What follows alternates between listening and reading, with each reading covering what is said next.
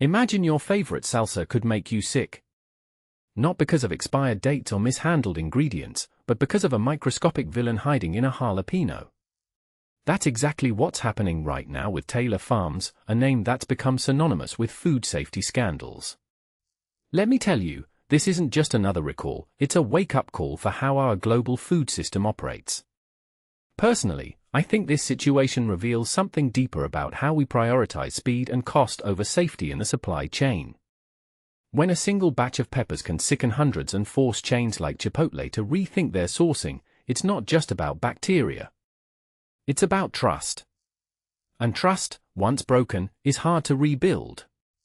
Here's the thing, Taylor Farms is no stranger to this kind of drama.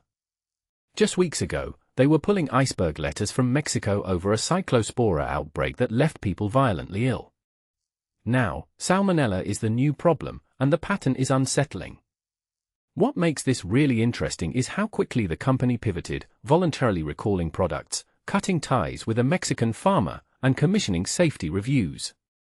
But here's the catch, they're still not sure if any of the recalled items actually caused illnesses. That's a terrifying gray area. If you take a step back and think about it, this highlights a systemic flaw. Companies are held accountable only when illnesses are confirmed, but the damage to their reputation often happens long before that. It's like being punished for a crime after the fact, when the real harm was the uncertainty itself. Let's talk about the bigger picture. The CDC is investigating 345 cases across 27 states, and the jalapenos traced back to a single distributor. This isn't an isolated incident, it's a symptom of a broken system. A detail I find fascinating is how often these outbreaks involve produce from specific regions, like Sinaloa, Mexico. What many people don't realize is that our reliance on global supply chains creates these vulnerabilities. When a single farm or distributor becomes a hotbed for contamination, it's like a domino effect. One bad batch can ripple through restaurants, grocery stores, and consumers. This raises a deeper question, are we too quick to blame individual companies, or are we ignoring the structural issues that let these problems fester? In my opinion, the real issue is that food safety regulations are outdated for a world where produce travels thousands of miles before hitting your plate. And here's what's even more alarming, Salmonella isn't just a stomach bug.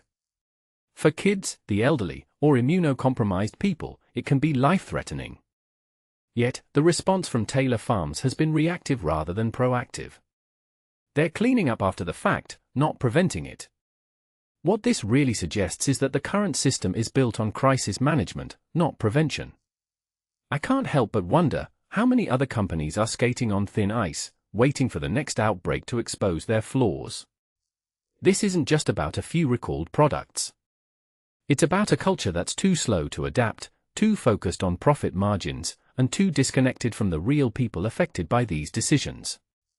The next time you grab a bag of guacamole, ask yourself, how many steps in that journey could have gone wrong, and how much do you really know about where your food comes from?